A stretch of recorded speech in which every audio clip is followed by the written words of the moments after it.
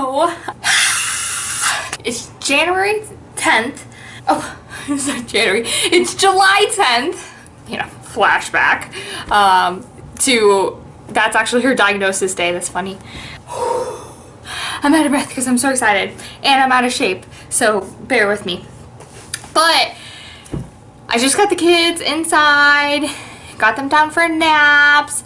And we just got back from Cora's 6-month visit with her retina specialist. This was the first appointment that we have had with him since she was diagnosed. So he did basically a preliminary diagnosis. What that means is he had all of the tests that he did. He looked at her history, her onset, her symptoms, and he basically said, based on all this evidence and my experience, we believe that she has LCA with the CRB1 mutation, but we won't know that for sure until we get her genetically tested.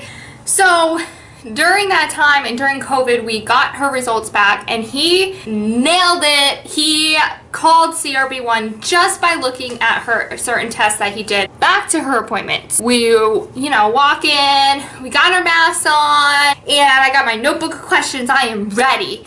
And last visit, we left there confused. We left there in tears. We left there really questioning why, what was going on, why Cora, why is this happening, what does it mean, what does her future look like, just everything under the sun, every question you could think of. And this time we left there pretty much, my husband and I were dancing out of that office. I think the whole way home we both smiled the entire way, and what a difference from last appointment to this appointment. So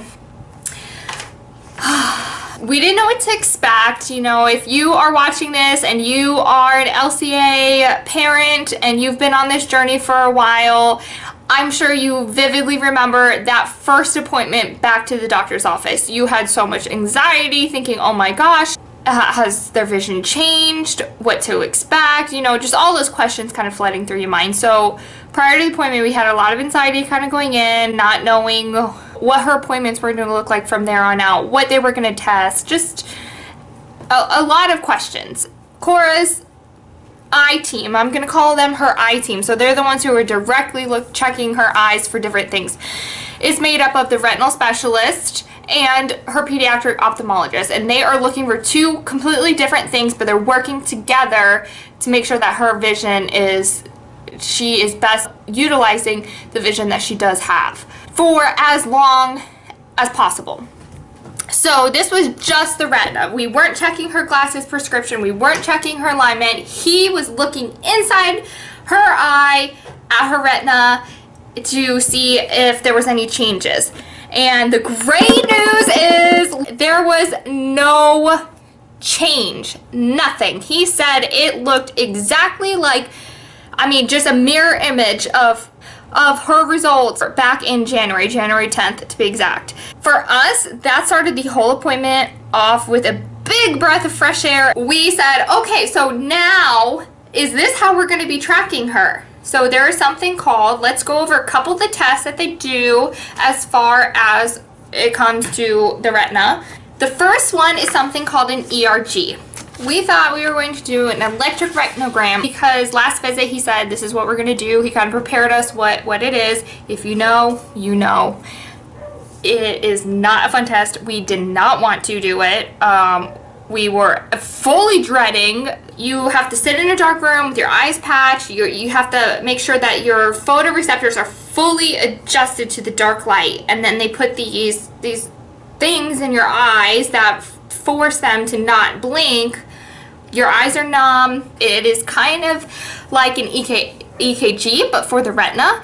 And what they're doing is they are seeing if there's electrical signals in the retina, in the photoreceptor cells. Prior to genetic testing, since, the genetic testing is a more recent thing, that is how they diagnosed LCA, along with, symptoms. It's kind of the overall picture of their symptoms, if they're old enough to do visual acuity, their onset, just everything overall, including the ERG to diagnose LCA. It's not black and white. IRDs kind of resemble each other. That's what the retinal specialist said they used to use to really diagnose.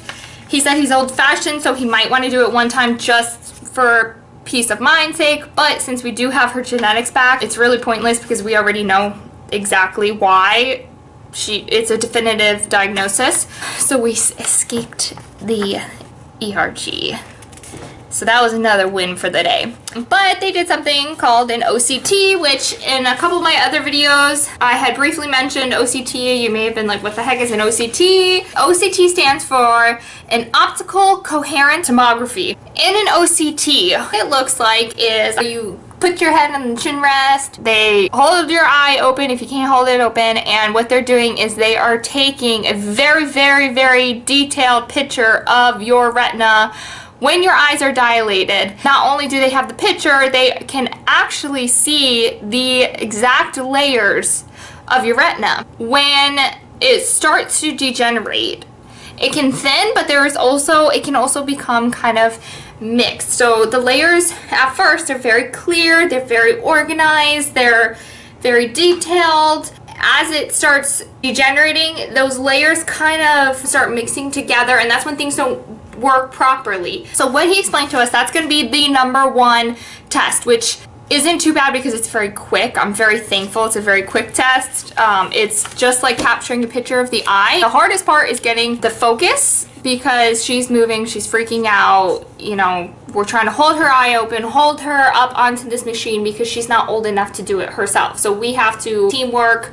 There's about 4 of us trying to keep her head, her eye open, and you know, I'm singing like the crazy woman, the crazy mom in her ear, the ABCs. Another one that they do, it kind of goes hand in hand. So first you're at this one machine, then you move to something called fovea imaging, which is the exact same way that they do the regular OCT, but this time when she's looking in there, what happens is a big bright flash of light comes, and then they take the picture. Overall, they call it retinal imaging. That is basically how we are going to track it from here on out. That's how her appointments are going to go. We will discuss, are there any visual symptoms? They always do a visual acuity test. For babies, it's hard because she cannot do the chart where a typical visual acuity test where, you know, you cover one eye and you read the top line. Can you read the next line? Can you read the next line? Here's an example of it. But Cora's baby, she's 1. So what they do is they do visual acuity cards. And here is an image of the card. And what they do is on those cards is contrast lines. So they have the card and they are almost playing peekaboo with her. And peekaboo, and there's a little hole in the card so the assistant doing the test can see if she's looking, which way she's looking, if she's trying to touch the contrast. Cora has never done well with those tests. I think both times that she has essentially failed the test, they even tried going to a bigger line for her. She's still too young to fully say what she can and cannot see as far as her visual acuity comes. But we do know that she so far has showed no signs of being able to recognize that those lines are there on that gray board. She sees the board itself, but as far as the details on that board, we think that she does have difficulty seeing that. Here the number is 20/20, which 20/20 means that for somebody who has essentially perfect vision, 20/20, you can see at 20 feet what somebody who has perfect vision as well can see at 20 feet. So then when you go to, say, 20/60, you can see at 20 feet what somebody who has normal vision can see at 60 feet. When you hit the threshold 2200, so you can see 20 feet in front of a poster or something, you have to be 20 feet away from what somebody with 20/20 vision can see at 200 feet. And that threshold is when you are classified as legally blind. Does not mean that you cannot see, it just means that you need to be 20 feet away, what people can normally see at 200 feet.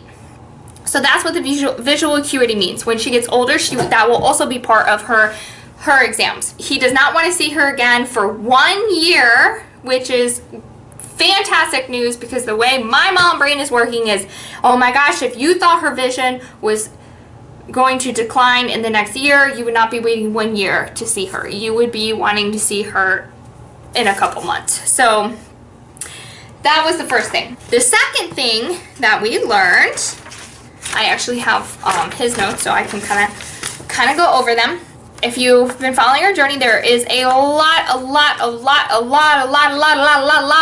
research going on in hereditary blindness right now. You know, RPE 65 was approved for a gene therapy treatment called Luxturna.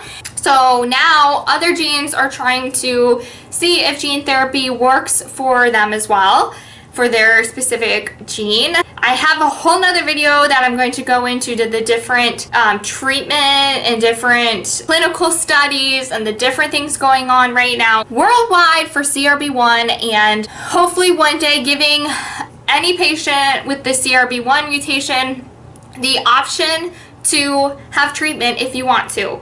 So that appointment, when you are diagnosed, then goes to, you have a mutation in your CRB1 gene, but there is this option to stop the degeneration and to hopefully regain some of the vision that you have lost already. So it's incredible. The great news is he brought it up. I had this information in the back of my mind, and I was going to wait and see if he brought it up first, because I wanted to see what he knew before I told him what I knew. Because I'm that mom. I'm testing him a little bit. And he brought it up, and he said that they actually have developed a vector that the gene will fit in to deliver it to the retina. There's been promising results in their lab with working with mice that it does work. He said the thing is, right now they're waiting for a company to try and fund it. They are currently starting to get a patient list together to hopefully begin a clinical trial soon. And when we say soon, these things do not happen overnight. It takes a long time for this to get put into motion. You know, from beginning to end, they said the process takes about 10 years. And that's after decades and decades of research and proof that that it works. She is too young, obviously. They will not test on babies or children first. They always test on adults first. And then, you know, if that works, then she could be eligible when they get to about phase 3 of clinical trials, which is fine with us. She's only 1.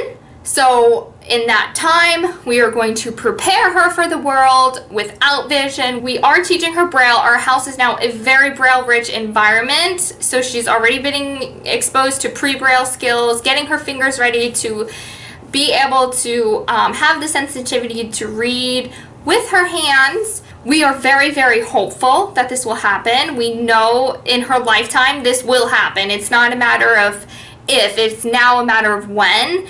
But we want to prepare her in the meantime, just so that she is not struggling. And we're you know, this may take a while. This is, like I said, this is not going to happen overnight. This is something that, you know, we cannot be naive and just sit back and just say, okay, well, this is going to happen, so why teach her? That we're setting her up to fail if we do that. So we are preparing her now. She does have a teacher for the visually impaired. She's in physical therapy to try and just catch up right now. So we're really working on her just being more mobile.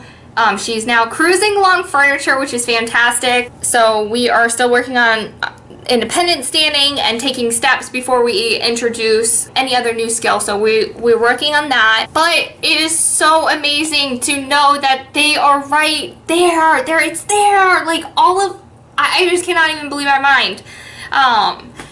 Coming from last appointment, there wasn't that hope that we have now today, knowing that they're on the horizon of having a sort of treatment option for CRB1. It's incredibly exciting to be a part of it and to be living through history. This is history in the making right now. It's amazing. Another thing that was on our minds prior to this appointment.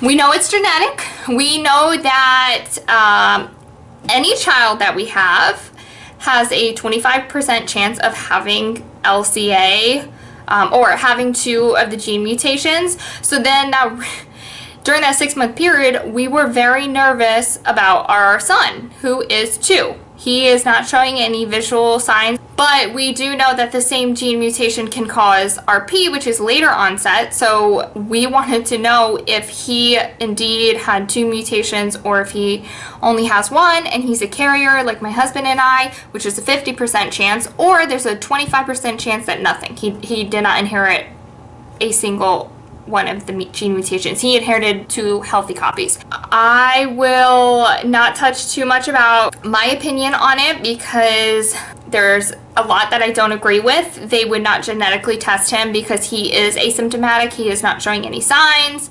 and therefore they said they wouldn't test him. That didn't sit well with my husband and I because we are very proactive in trying to stay ahead of things where our children may struggle, and I want to teach him anything that he needs to know, just like we're teaching Cora, to prepare her, to give her the tools that she may need or tools that my son may need if that were the chance. And if we can see if he has 2 that eventually his vision will be affected or not, then why wouldn't we start preparing him for that world so it's not a shock? But since they wouldn't budge on the genetic testing, we did at least get him to ease our minds. He will do an OCT on our son so he can look at the layers, because he said with CRB1 there's very, very distinct characteristics. It has, I'm just going to read it. It is a foveal thinning and a thick delaminated paracentral retina. So what that means, how he explained it to us, is the outside of the retina, in the peripheral, is thicker than average, and then the central is thinner than average, and that is very, very, very distinctive for the CRB1 mutation.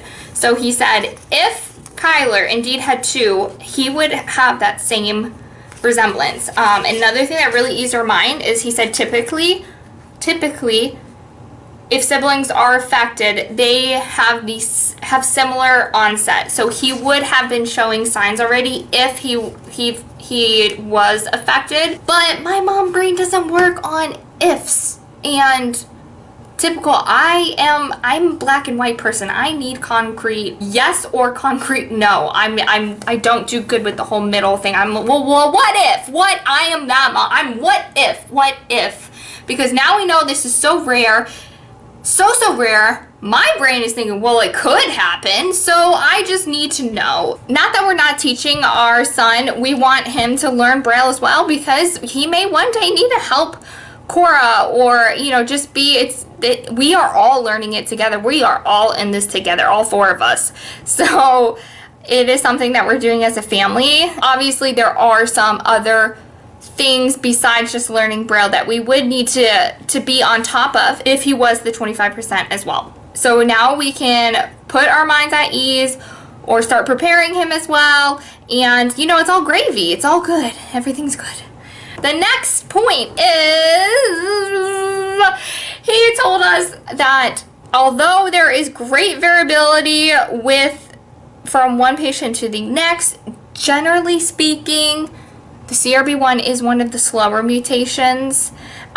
He said most will even hold their peripheral vision to adolescence, into adulthood. He said average is teenage years. Like in my last video, I was telling you that it is a spectrum, and the decline is steady. So it's something that we will be able to track. And every visit we go that we start seeing the decline, we can start tracking her rate and guesstimate. I just kind of wanted to know a ballpark, decades. Is this something that we can expect in the first 10 years of her life? Is this something we can expect in her teenage years? Can she make it to her adulthood? We needed that reality. We needed real facts so that we could say, okay, no problem, we're going to start really mentally preparing, because it's not only just a physical thing that we have to prepare for, it's something mentally too that we are preparing her for. We want her to be confident. We want her to know what to expect. And when she is at the age where she can explain things to us and we can explain things to her, that taking away that unknown, that's scary, talking about it, making it normal as possible is going to make this experience for her completely different. And we want it to be a positive thing. We want it to be something that, hey, yes, this is happening, but this is what you can do. And this is how you can adapt. And this is what we are going to do as a family. And you can do it. We just are going to figure out a way to get there. So that is the whole reason why we are starting now, because we are going to make it, she's not going to know any different. We've been talking to Kyler a lot about glasses, and Cora needs them. She needs them to see, like, help mommy let's put her glasses back on. Tell Cora, no, you got to wear your glasses. So we really have been involving both of our kids in this entire process. She has a little drop in her central vision, but her peripheral is still great, which makes a lot of sense, because in your central vision, that's where you need details. Like we were talking about the visual acuity cards, she couldn't see some of the details on there. We noticed too when she's looking at books, she sees the book as a whole, but at this age, my son was pointing to different things on the page and being more interactive as far as what was on the book itself, on the page. And she's never been interested in the details of the book. She's interested in the book as a whole. Ooh, this opens, this closes. So that totally made sense, which is another reason why it's so important for us to know exactly where her vision maybe is lacking, so that we can best not focus then on the details of things and kind of switch how we are presenting things to her. He said with their studies with mice, light was the most damaging. We kind of touched base on this on the video of what LCA is. Since she doesn't have that protein that's protecting her eyes, her retina is just exposed basically. So we did get into the low vision specialist. We are hoping to see them in September. They are completely backed up because of COVID and all of the appointments that were canceled. So unfortunately, there's going to be a little wait with that. We are military, so we are due to transfer next year, which for Cora's sake, I never want to leave Dr. Alaman because he's so fantastic. But he said no matter what, she will always be part of his care team, and no matter where we go, we have their contact information, they have ours. So if there is a clinical trial, he said that Cora will be on that list, that she is and always will be part of his team. So that made me very happy as well. We don't know where we're going to go, but we are just trusting that we are going to go where we're meant to be, just like we didn't want to move here and now we don't want to leave. So we're trusting in that process. Anyway, so that's all the good news we have today. I hope you are having just as good of a day as I am. I can just sing from the rooftops right now. I am just on cloud nine, full of so much happiness and so much hope. I hope that you guys are having this same great day, and I hope that this video makes you just as excited as it does us. And that's it for today. So have a great day, have a great week, have a great month, and stay happy, stay healthy, and stay tuned.